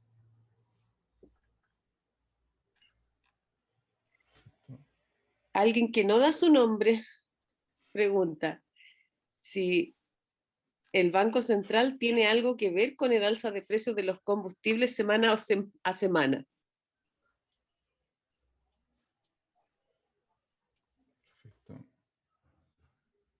Ya, de nuevo, Maximiliano Moya pregunta, ¿qué tanto podría afectar a la economía chilena, la inflación en particular, una mala elección de presidente en estas elecciones?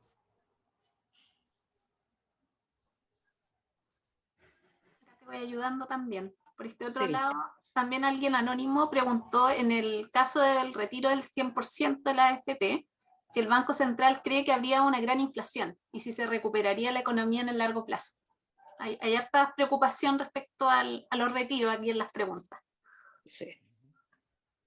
Acá otra misma en la misma línea dice si el Banco Central tiene pensado seguir subiendo la tasa de interés si es que se aprueba el cuarto retiro. Ahí las vamos juntando porque son como del mismo tema.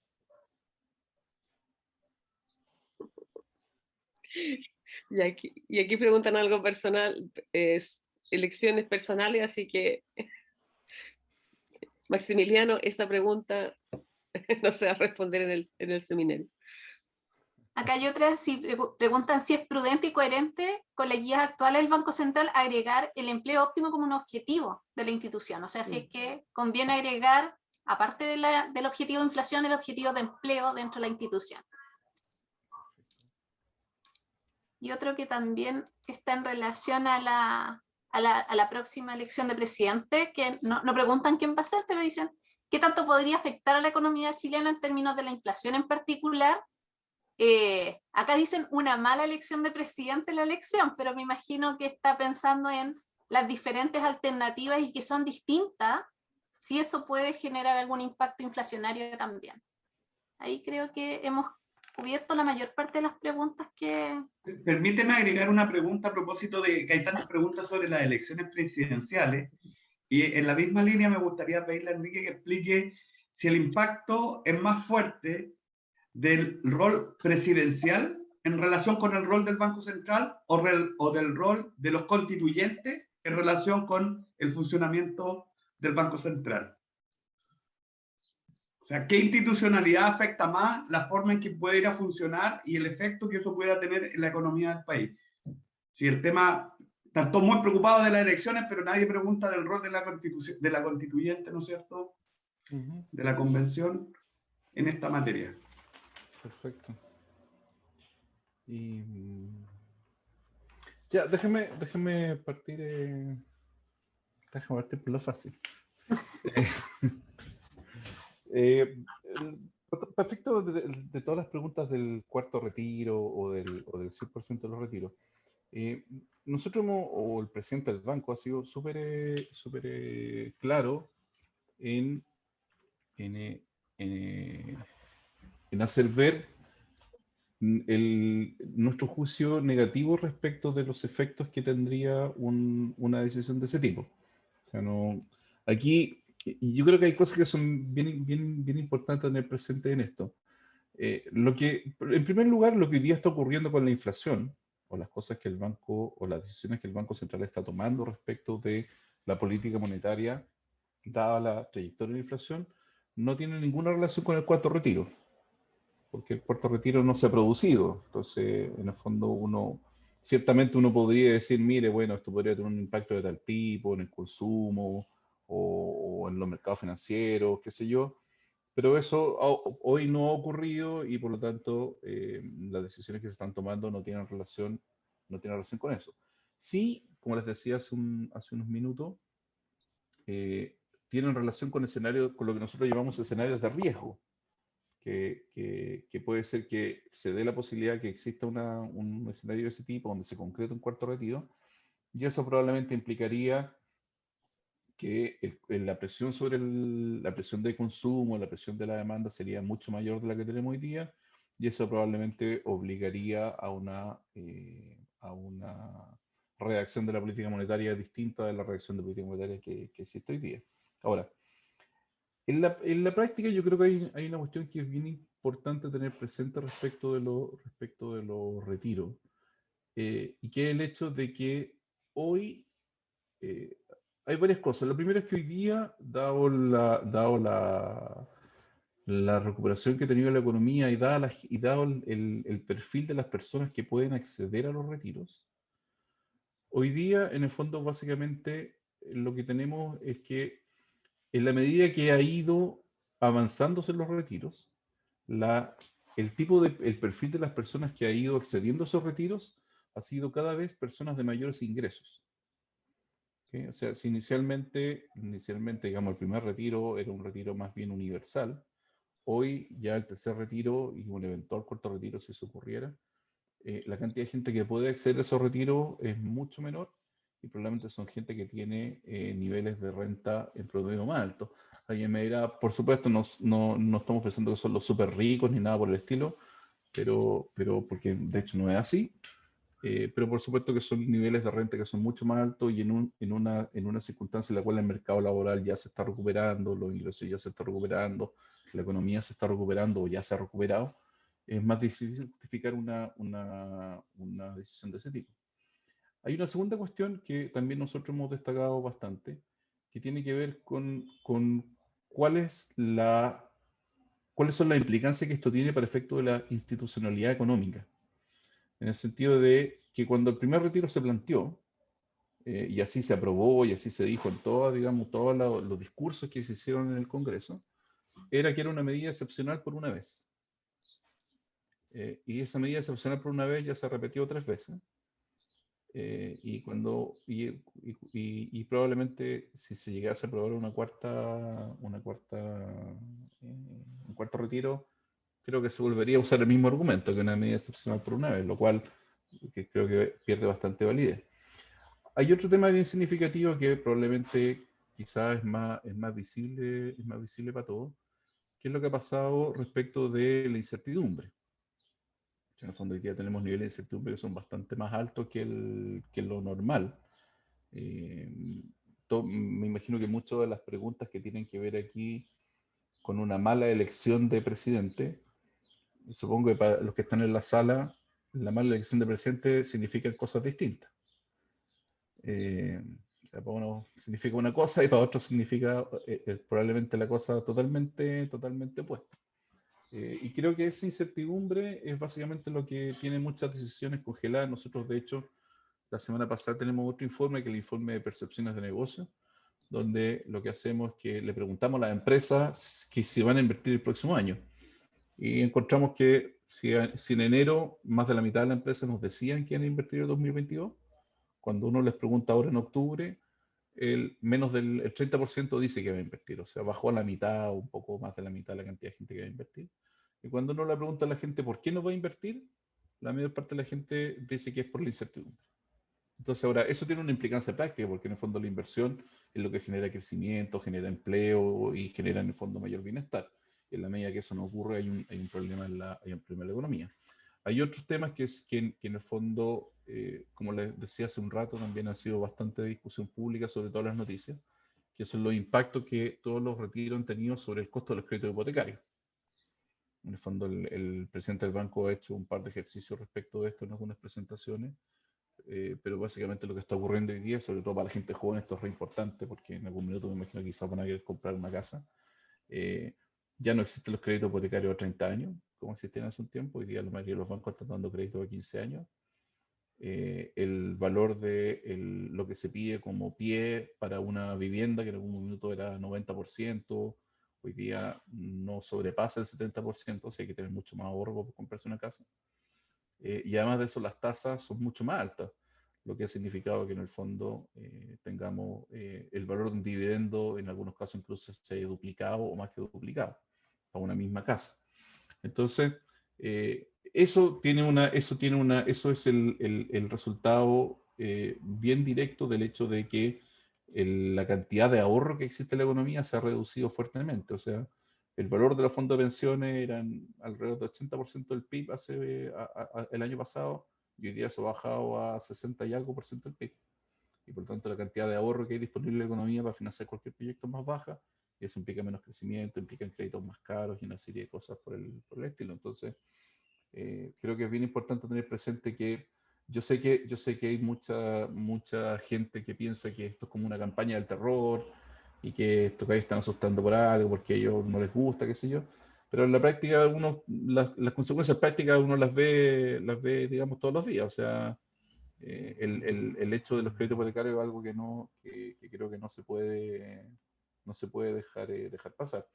Por supuesto, alguien preguntaba qué pasaría si hubiese un retiro de 100%. Bueno, creo que eso ya sería una cosa bien distinta, porque ahí estaríamos hablando básicamente habrá que ver qué es lo que significa el 100%. Hay alguna gente que dice que es el 100% para llevártelo a otro sistema de ahorro, o el 100% para gastarlo, qué sé yo, habrá que ver qué es lo que es eso. Pero en general creo que eso significaría un problema de cambio en las reglas del juego que te aumentaría aún más la incertidumbre, y eso sería, digamos, aún peor para efectos de la economía. Otra variable interesante que hay que tener consciente en esto es el tipo de cambio. Hoy día tenemos un tipo de cambio en 800 pesos, un poco menos de 800 pesos en los últimos días, con el cobre que está en niveles históricos y una economía que crece un montón. Entonces, si uno revisa, hace el simple ejercicio de mirar hacia atrás, el periodo en el cual la economía crece mucho y el cobre está muy alto, el tipo de cambio debe estar muy bajo y no muy alto. Entonces, ¿por qué está muy alto? Bueno, simplemente porque hay un tema de incertidumbre que está dando vuelta y que no es menor. Ahora, resolver eso yo creo que es algo que podría ser bastante razonable, o sea, es algo que debiésemos hacer para todo. Sobre ese tema, vuelvo con el tema de la mala elección del presidente. Como les decía hace un rato, la mala elección del presidente habrá que preguntarle a Maximiliano qué es lo que significa. Para él y para todos los que hayan preguntado, no sé si tienen la misma sensación. Pero yo de nuevo vuelvo a lo mismo. Creo que lo importante de esto, más que a quién se elige como presidente o no presidente, por supuesto que hay una serie de implicancias que tienen que ver con los programas económicos, o cuál es la solidez o la capacidad de llevar adelante efectivamente sus programas económicos, pero hay un tema mucho más de fondo que tiene que ver con la incertidumbre. Y con que en el fondo o sea, una economía que está constantemente en una cuestión de incertidumbre, que no se sabe hacia dónde va, cuáles son los cambios que vienen, creo que es una cuestión que definitivamente solo hace daño. Y termino con la pregunta de Orlando respecto de la constituyente. Yo creo que la constituyente es una cuestión de primer orden. Básicamente, o sea, por varias razones. Primero, porque debiese ser un contrato, digamos, colectivo de paz social. O sea, partió como algo que iba a resolver unos episodios de violencia demasiado graves que habían, y su resultado debiese entregarnos un contrato de paz social en que todos estuviésemos de acuerdo. Y eso, o sea, supongo que implica que en el fondo haya una gran mayoría de acuerdo con lo que la constituyente finalmente resuelva. Respecto de las implicancias para el banco, bueno, por supuesto que esta es mi opinión absolutamente personal. Yo creo que un modelo en el cual el Banco Central perdiera su autonomía sería complejo de asimilar. Porque significaría, como les mostraba hace un rato al comienzo de la presentación, en el fondo la experiencia internacional nos dice la relevancia de la autonomía. Había por ahí alguna pregunta respecto de si podríamos tener más objetivos que solamente la inflación.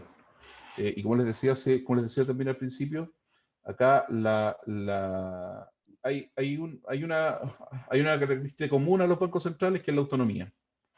Pero después adentro, ¿cómo es esa autonomía? Hay una cantidad de posibilidades, digamos, infinitas. Deben haber tantas posibilidades como Banco Central. Hay bancos centrales como el Banco Central de Estados Unidos, que es un banco central que tiene un objetivo de empleo metido en la ley, pero que funciona como un objetivo o el Banco Central, más que el objetivo en verdad, lo importante es cómo uno lo operacionaliza. Porque o sea, uno puede decir, a mí me gustaría ser flaco. Ok, pero lo importante es cómo voy a ser flaco. O sea, ¿qué voy a hacer? Y hay distintas formas de llegar a ese resultado, formas mejores, formas peores. Lo importante, por tanto, le digo, es cómo uno operacionaliza ese objetivo. Por ejemplo, en el caso de Estados Unidos, el objetivo de empleo óptimo se logra a través de una declaración que se hace cada 5 años. Se dice cómo se va a llegar a eso, pero básicamente lo que al final del día manda es el objetivo de inflación, con una meta, por así decirlo, a 5 años respecto del empleo. En Chile, si bien nosotros no tenemos una meta específica de empleo, porque eso la ley no está en nuestra ley, de la forma que nosotros hacemos la operacionalización de la meta de inflación, el empleo está dentro de las variables que miramos a efecto de tomar decisión. Porque al final del día lo que nosotros medimos es lo que nosotros llamamos la brecha de actividad, que la brecha de actividad es simplemente la diferencia entre lo que una economía produce y lo que una economía es capaz de producir. ¿Okay? Entonces, esto es para ponerlo en términos bien sencillos. O sea, cuando tú estás produciendo por sobre tus capacidades, o sea, es como si tenés que estudiar el día tiene 24 horas. Por lo tanto, no podías estudiar 27. Entonces, si necesitas estudiar tanto como 27 horas, significa que vas a terminar fundido, vas a terminar con problemas. ¿Okay? Por lo tanto, lo que nosotros hacemos en la práctica es hacer, o lo que intentamos hacer es que la economía se mantenga acorde con su nivel de producción, digamos, posible. O que un estudiante no tenga que estudiar más de 24 horas al día, o las horas que correspondan que tenga que estudiar. Cuando eso no ocurre, lo que sucede es que en el fondo comenzáis a tener problemas, comenzáis a tener inflación, comenzáis a tener problemas de empleo, una serie de cosas. Entonces, si bien en la práctica, como les decía, nosotros no tenemos un objetivo de empleo en la ley, al momento de tomar las decisiones, la evolución de la actividad y la evolución del empleo sí son variables que se toman en consideración, y las decisiones de política monetaria sí las afectan. En la práctica, creo yo, si nosotros tuviésemos un objetivo de pleno empleo o de empleo, o no sé cómo se operacionalizaría eso, no sé si sería tan distinto. ¿Okay? Hay otras cosas, aprovecho de contestar otras cosas, pero por ejemplo también hay algunas ideas que tienen que ver con que el Banco Central de Crédito, o que se convierta en un banco de desarrollo. Esas cosas sí podrían ser distintas, básicamente porque el Banco Central que tenemos hoy, no tiene ninguna capacidad técnica para eso. O sea, no tenemos capacidad de evaluar crédito, no tenemos capacidad de cobrar crédito, ni nada por el estilo. En la mayor parte de los países donde eso existe un banco de desarrollo, que podría ser como una especie de banco al Estado 2, no sé, donde uno pudiese efectivamente tener una institución que tuviese las capacidades técnicas de hacer eso, que el Banco Central hoy día no las tiene. Pero diría eso, o sea, en general, respondiéndote, Orlando, yo creo que el tema de la constituyente es un tema de primer orden, básicamente porque lo que se resuelva ahí, en la medida que eso se resuelva bien, y sea algo que sea una constitución que te dure muchos años, que tenga un acuerdo social amplio, va a ser algo exitoso. Bueno, suponemos, todos esperamos que sea así. Perdón, Enrique, mi pregunta apuntaba a lo técnico, básicamente a que el presidente no tiene en sus manos cambiar las funciones del Banco Central, pero la convención sí podría eventualmente. Sí, por supuesto, por supuesto. Pero como te digo, o sea, lo que habría que revisar es cómo se operacionaliza un eventual cambio. O sea, si te agregaron un objetivo que en el fondo el cumplimiento de la meta de inflación forma parte de ese, o logra cumplir ese objetivo, probablemente no es muy distinto. Distinto al caso, como te decía esto, por ejemplo, si el Banco Central fuera un banco de fomento, porque ella simplemente no tenía las capacidades técnicas hoy día para hacer eso. Creo que depende de cuál sea la configuración final que esto tome. Bueno, muchísimas gracias. En virtud del tiempo, igual siguieron llegando un par de preguntas, pero ya nos pasamos un poquito, así que agradecemos enormemente, Enrique, por su presentación. Excelente, de hecho yo creo que todos nuestros estudiantes tomaron nota ahí porque habían muchas cosas que de hecho nosotros hemos preguntado en algunas evaluaciones por ahí que salieron en tu presentación, así que en nombre de toda nuestra fase, nuestra comunidad, ¿no es cierto?, tanto académicos como estudiantes, les queremos dar las gracias, particularmente a Enrique, que hoy día es la cara visible del Banco Central, pero en forma extensiva a todo el equipo del Banco Central que hace posible este tipo de encuentros con las comunidades universitarias. Y esperamos mantener activo este vínculo en los semestres venideros, así que como una forma de agradecer la disponibilidad de Enrique y a nombre de toda la comunidad, te vamos a hacer llegar un presente de nuestra facultad. Hoy día como estamos virtual no te lo podemos entregar en físico, pero lo vamos a hacer llegar, así que después le voy a pedir a María José ahí las indicaciones de cómo hacerle llegar este regalito a Enrique. Y eso, muchísimas gracias y a nombre de toda nuestra FASEA UCSC le enviamos un tremendo aplauso virtual, ¿no es cierto? Y esperamos reencontrarnos pronto. Muchísimas gracias. Muchas gracias por su tiempo también.